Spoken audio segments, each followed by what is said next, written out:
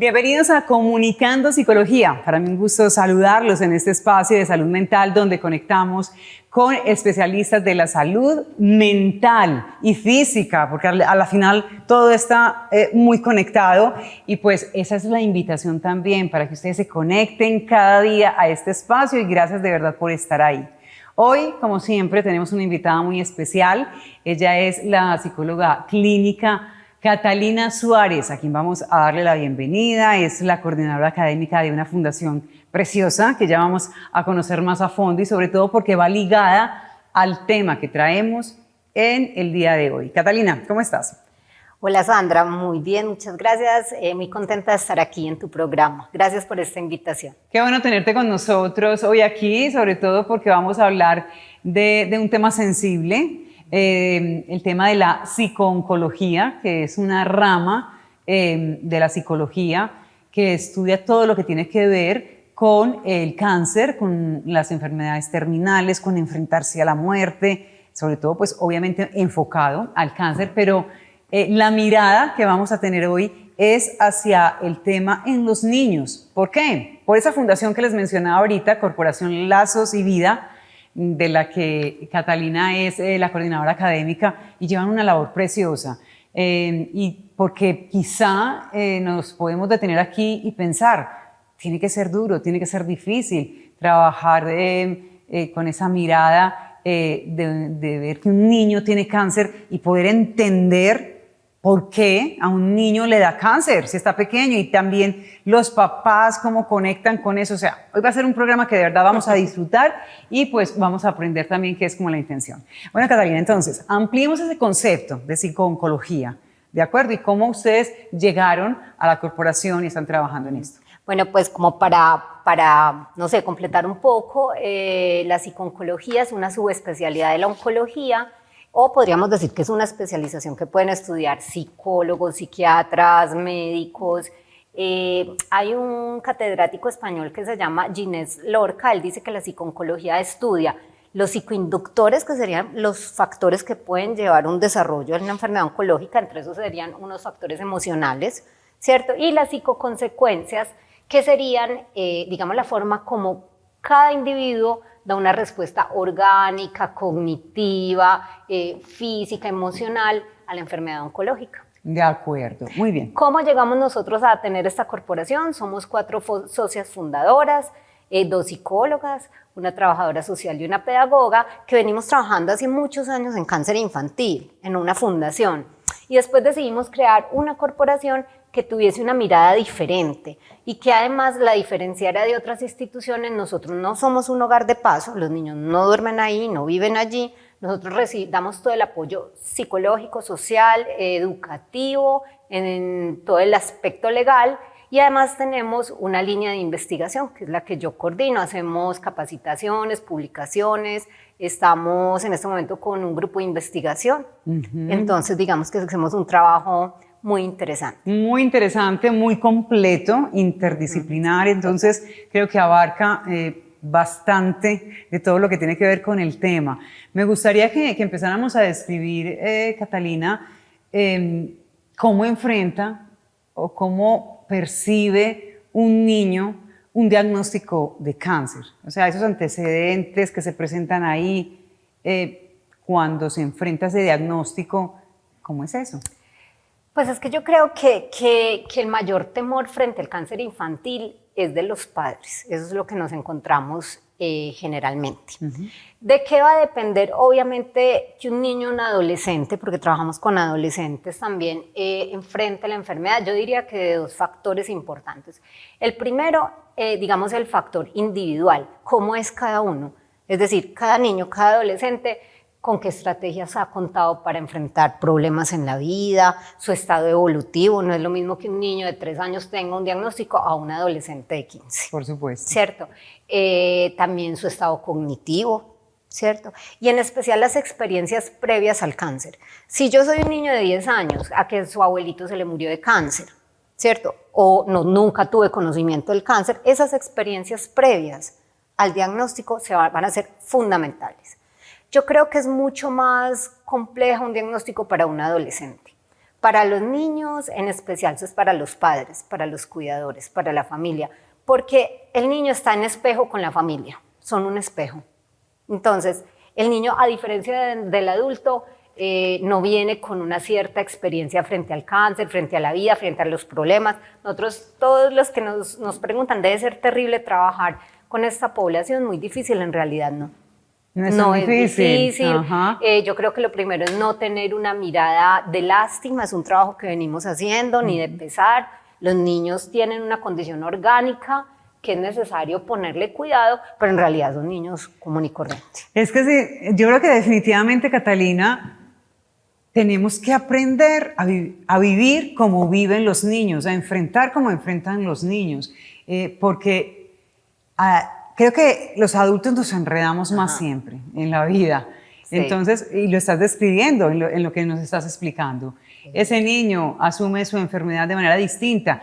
Quizá para él los temores vienen por la proyección de los padres, que enseguida vamos a hablar de eso, porque también ese papá, esa mamá está impotente frente a un tema que enfrenta a la muerte. Total. O a la recuperación, porque también supongo que estoy segura de que hay muchos casos en los que los niños se recuperan. A ver, nosotros dentro de las estadísticas nacionales de Colombia no estamos muy bien parados. En realidad la incidencia de cáncer infantil es muy baja. Por eso no es en televisión casi publicidad cero sobre prevención en cáncer infantil, como a diferencia de cáncer en las mujeres, ¿cierto? Sí. No hay mayor incidencia. Los casos anuales son más o menos se estima más o menos 2.200 casos. El problema de Colombia es que somos de los países de las tasas más altas en mortalidad. Entonces no tenemos mucha incidencia, pero nos mueren los niños. Hasta hace más o menos 7 años la mortalidad era se nos moría más o menos aproximadamente entre el 50 y el 60% de niños diagnosticados. Eso es una vergüenza, porque otros países tienen supervivencia del 90%. En este momento se supone que estamos ya con una sobrevida del 60%. O sea, se nos mueren el 40%. ¿Y esto a qué se debe?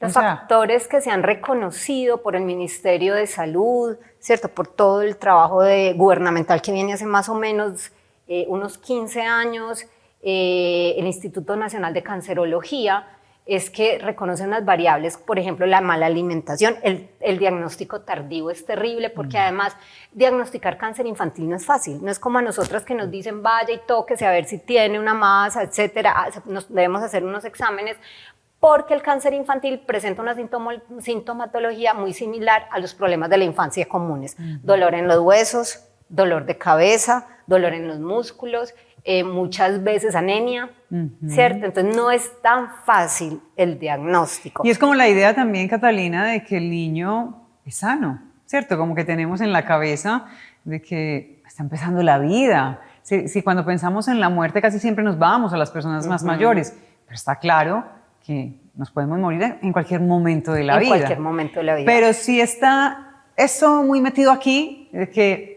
pues es un niño, está empezando la vida, no está enfermo, entonces claro, yo creo que dificulta. Sí, igual ahora hay unos programas, creo que en medicina, muy importantes que les están ayudando a los médicos a hacer diagnósticos precoces. Bien, vamos a hablar de los papás, ¿de acuerdo? Frente a un diagnóstico de cáncer en su hijo, ¿de acuerdo? Puede ser, obviamente, aquí el que recibe la noticia es el padre. Sí. O la madre. ¿Qué hace una persona? Normalmente, ¿cómo reacciona frente a preguntas de decirle o no al niño la enfermedad que padece?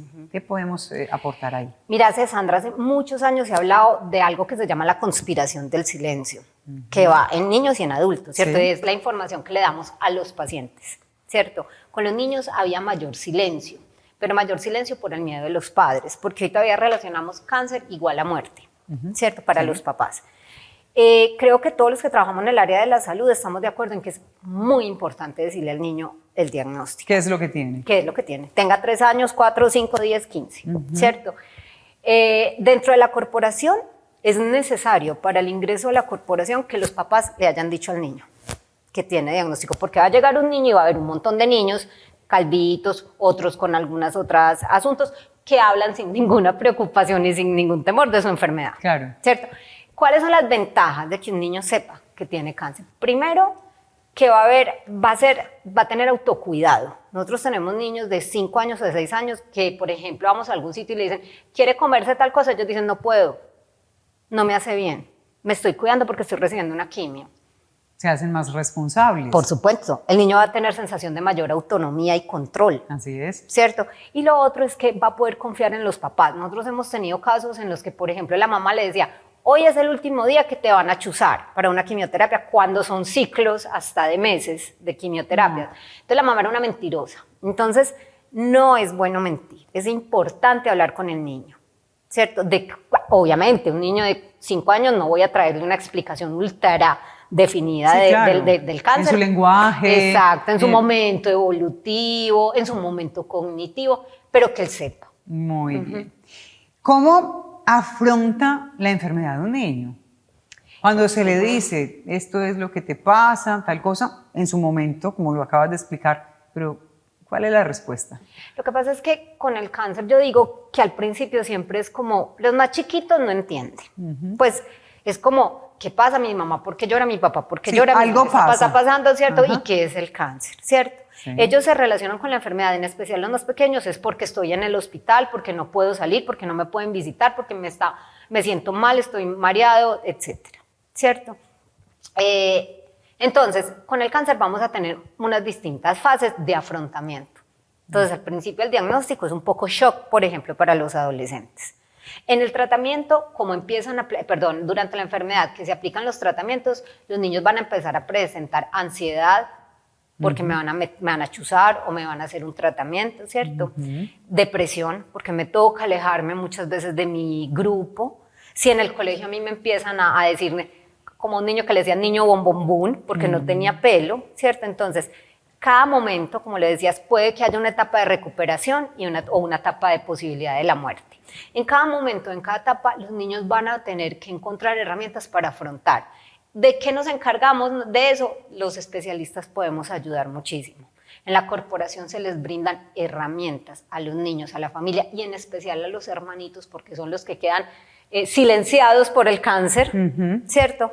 Para enfrentar, porque no solamente lo enfrenta el niño con el cáncer infantil, enfrenta el hermanito, que además es el que le toca hacerle las tareas, tenderle la cama y un montón de situaciones. Y también, perdona, Catalina, Sí. creo que ahí juega el hecho de, ¿por qué le está pasando a él eso y a mí no? Total. Es como un poco ahí la culpa, como el digerir la enfermedad y decir, claro, es un peso también para ese hermano. Absolutamente, los hermanitos de los niños con diagnósticos sufren muchísimo, ¿cierto? Pero además sufren porque además, como te digo, les toca hacer trabajos Claro. que ya no. Entonces nosotros con la familia siempre trabajamos. Bueno, a ver, el niño puede que no pueda barrer, pero puede lavar la loza y puede arreglar la cama, ¿cierto? Claro, no es quitarle responsabilidades. Por supuesto, ni- insistimos, es un niño absolutamente normal. Claro. ¿Cierto? Entonces eso es importante. ¿De qué dependerá el afrontamiento del sistema de creencias, del sistema psicológico, emocional, de cómo enfrente la familia la enfermedad? Tiene mucho que ver cómo el niño también la puede enfrentar. Bueno, y frente a la pregunta ¿por qué se enferma un niño de cáncer?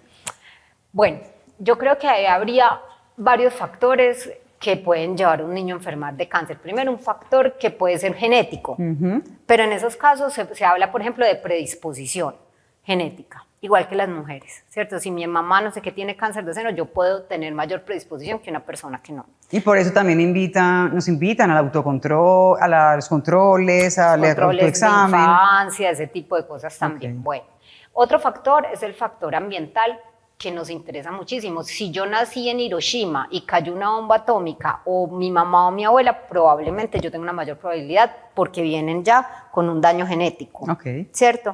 Aquí en Colombia recibimos nosotros muchos niños que vienen del Chocó, que vienen con contacto de glifosato. Y lo hemos documentado, de eso se han acabado investigaciones, sabemos que hay otras investigaciones que no avanzaron, en Europa está prohibido, en algunos países está prohibido, y aquí pues hasta ahora lo están prohibiendo, pero sí llegan niños que a uno le dicen las familias, pasaban las avionetas, ahora no, mojando por ejemplo con glifosato la comida, el agua a los animales, y nosotros recibimos muchos niños que vienen. Otro factor es el factor emocional, sin dudarlo. Nosotros tenemos niños, por ejemplo, con elaboraciones de duelo que no han logrado hacer. Hace un par de años, cuando yo hice una investigación, venían muchos niños de zonas de desplazamiento, ¿cierto? Y eso no me lo inventé yo, esto lo reconocieron los griegos siglos antes de Cristo, ¿cierto? Galeno hablaba que el cáncer le daba al humor melancólico a las mujeres tristes, ¿cierto? Así es. O sea, esto se conoce hace siglos, ¿cierto? La psicosomática se conoce hace muchos siglos y hoy sabemos que hay efectos emocionales que pueden desencadenar el cáncer. Muy bien, hoy estamos hablando con Catalina Suárez, psicóloga clínica, acerca del cáncer infantil. Vamos a hacer una pausa y ya regresamos para seguir aprendiendo sobre este tema que lo decíamos al inicio. Es un poco denso, o no sé cuál será la palabra, pero que también nos acerca a realidades y a soluciones. Volvemos.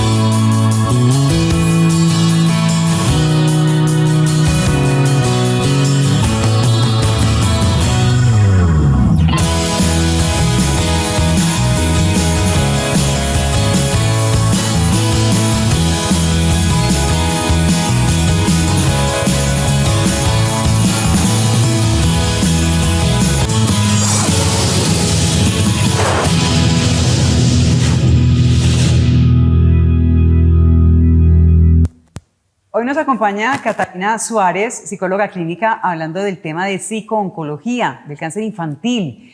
Y estábamos aprendiendo mucho acerca de este tema. Y quiero retomar, Cata, hablando de la muerte.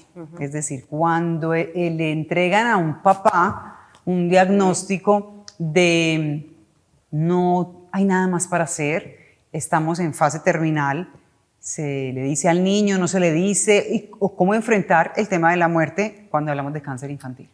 Bueno, yo creo pues que en la experiencia que hemos tenido en la corporación, y creo que los médicos también están de acuerdo, es que al niño se le debe decir.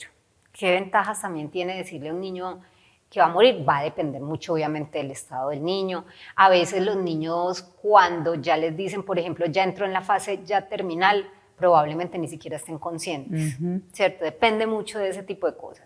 Pero nosotros hemos tenido casos donde los niños, los médicos nos dicen, pero no sabemos por qué no se muere, ¿cierto? O sea, ya está en un estado, cuando el niño se lo llevan para el mar, o sea, para el lugar de origen, el niño llega y se muere.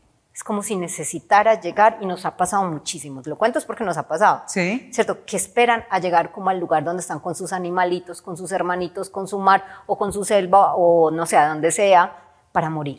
Pero ¿cierto? Pregunto, ¿de acuerdo? Porque me pongo ahí en el lugar de ese seguidor, de ese televidente que nos ve, y cuando hablas del lugar de origen, ¿en qué sentido? ¿Es metafórico? Okay. Es decir, cuando estabas en el vientre de mamá, entonces estabas en el útero, entonces no. el mar, o donde naciste, sí. donde creaste tus, o sea, sí, tus primeros porque lo que pasa momentos es que aquí a ver, nosotros en Colombia no tenemos sino más o menos 4 sitios de recepción de cáncer infantil. Okay. Entonces nosotros recibimos en Medellín, por ejemplo, gente de la Amazonía, del Chocó, o sea, vienen muchos niños que tienen que alejarse de sus hogares, ¿cierto? De su entorno, de su lugar seguro, sí. ¿cierto?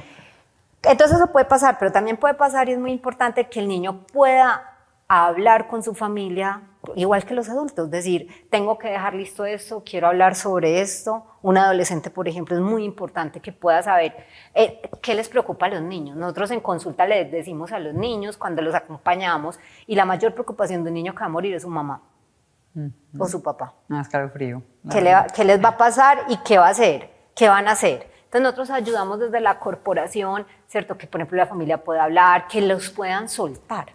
Nosotros hemos tenido familias que les decimos, mira, ya es hora de que lo sueltes, y la mamá va por la noche y le dice, ven, mira, vete, yo voy a estar bien, la coge de la mano, todo eso, y la niña se muere. Claro, es tranquila. un proceso también ahí de ayuda, de desapego, de entregarnos un poco en un momento doloroso, como es la muerte de un ser querido, que yo creo que el que ha pasado por eso sabe qué es.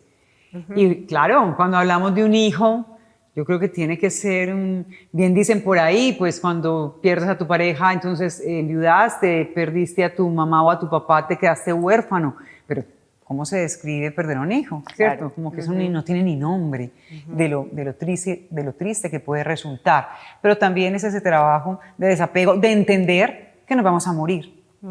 Cualquier día, tarde o temprano, porque vivimos el ser humano con la idea de que estas cosas le pasan a todo el mundo, menos a uno. Recuerda que antes estábamos hablando justo que nos han invitado a hablar sobre pacientes terminales y la reflexión que hacemos es que todos somos terminales, desde que nacemos estamos para la muerte, no hay opción. Entonces, en esa medida en la cual nos entendamos como sujetos terminales desde el inicio de nuestra vida, porque ¿para dónde vamos? Todos para el mismo lugar. Por supuesto. Entonces, en esa medida, más allá de ser terminales, es qué podemos organizar, qué podemos construir de este final.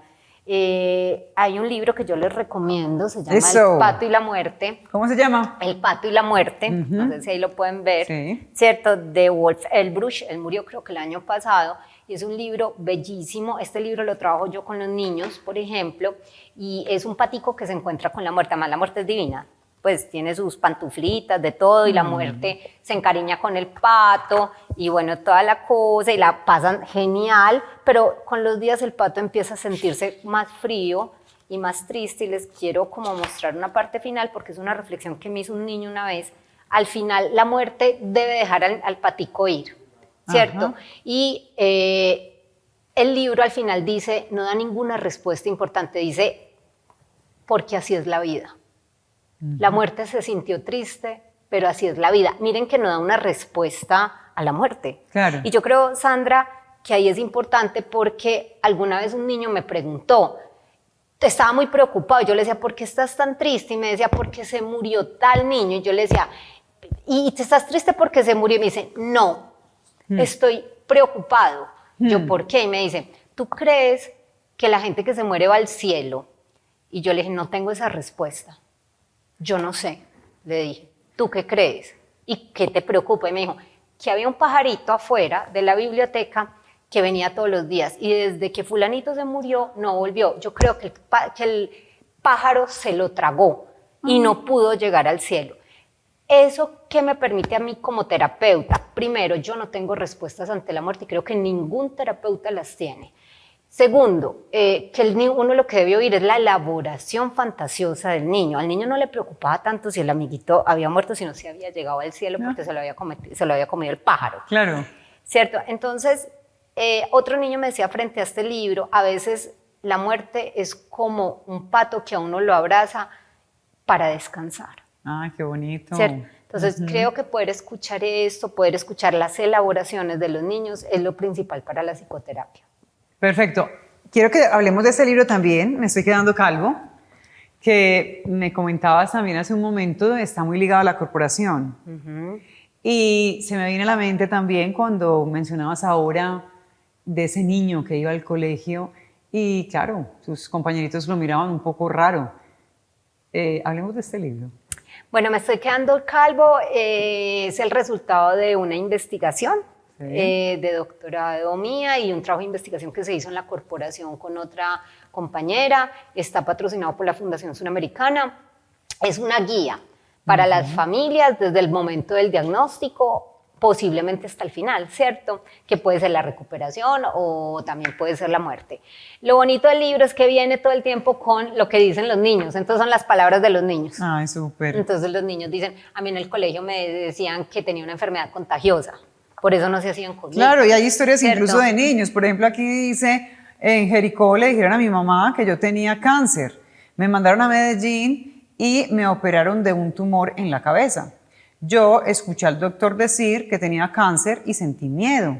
Ya que pasé por esto, no tengo tanto, pero tanto miedo. Lo dice Luis, de 9 años. Entonces son como experiencias, son experiencias también que conectan con esa emoción. Sí. Que puede despertar un diagnóstico como estos y también que trasciende la emoción, ¿cierto? Exactamente. Entonces, qué bonito Sí. el trabajo que ustedes hacen allí. Cata, quiero que también hablemos de esas herramientas, de esas habilidades que tenemos que desarrollar los adultos, los hermanitos, el entorno que envuelve a un niño con un diagnóstico de cáncer. Yo creo que no es que tengamos que desarrollarlas, ¿cierto? Porque a veces se los decimos mucho a los niños también.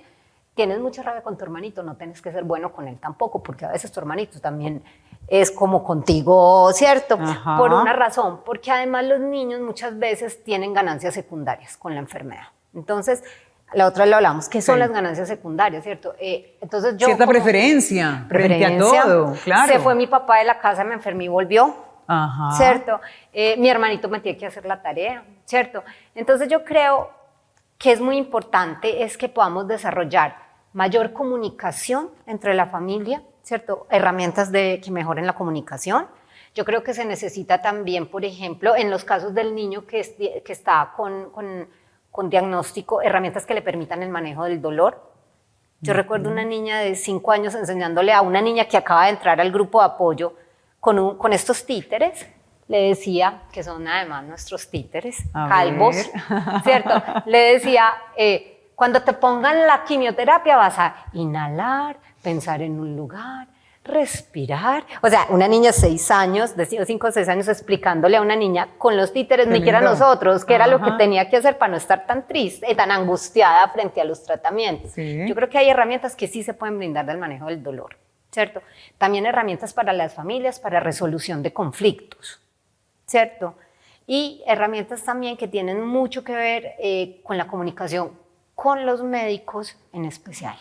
A veces a las mamás les da mucho miedo hablarles a los médicos. Claro. ¿Cierto? Entonces decimos, vea, le dio, no sé, un paté de caracol que le dijeron que servía, vaya y cuéntele. No, yo cómo le voy a contar, no le tiene que contar porque qué tal que eso entre en discordancia con la quimioterapia y le haga una intoxicación, ¿cierto? A veces es difícil la comunicación, pero nosotros en Medellín tenemos unos oncólogos infantiles maravillosos en general, con Qué todos bien. los padres. Catalina, me quedo aquí como, ay, qué rico seguir hablando, conocer más. Tienes más libros ahí. Sí. Se nos ha acabado el tiempo, pero ¿qué tal si haces ahí un repaso rápido de los Listo. libros que has traído? Porque pueden ser de mucho valor para Por papás que supuesto. nos están viendo, para familias que están viviendo esa situación. Bueno, son distintos. José Libardo Porras, que además es un escritor de aquí, tuvo cáncer, se llama Adentro una hiena, me parece importante, no solamente para cáncer infantil, sino para cáncer en general. Annie Boyer es una escritora, se llama Desmorir, y habla sobre la dificultad de ser enfermos en el mundo contemporáneo. Nos pasa con los niños, son héroes, son valientes, son guerreros. Para nosotros ni son héroes, ni valientes, ni guerreros, son héroes.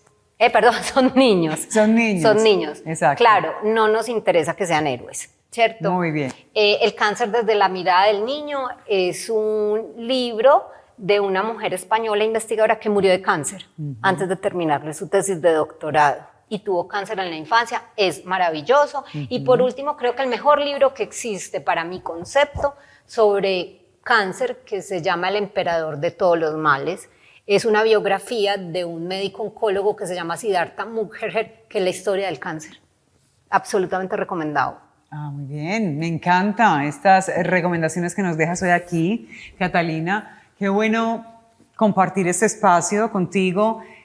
Alabo la labor que desempeñas desde la Corporación Lazos y Vida. Y pues la invitación también para que ustedes que están allí conecten con las redes sociales que han estado apareciendo a lo largo del programa. Y Catalina, de verdad, agradecerte. Espero que tengamos ocasión de compartir nuevamente este espacio para que sigamos profundizando y hablemos de más temas de interés, de salud mental. Sandra, a vos muchísimas gracias, qué invitación tan bonita, qué conversación tan amena. Y quiero simplemente decir algo, ¿Sí? La salud mental no compete solamente a la psicología, nosotros desde la corporación la salud mental la lleva en la trabajadora social, la pedagoga, la psicóloga y todos los voluntarios que trabajan en la corporación. Y todo el tiempo estamos de grupos de apoyo al apoyo entre nosotros. La salud mental es algo que nos compete a todos. Ajá, muy bien. La construimos entre todos, la salud mental. Catalina Suárez, psicóloga clínica, nuestra maravillosa invitada el día de hoy. Siempre, siempre bienvenida. Y ustedes, mil gracias también por estar tan atentos a este contenido. Estamos en contacto y sigan conectados con este espacio porque lo estamos regalando con todo el amor. Nos vemos en una nueva ocasión.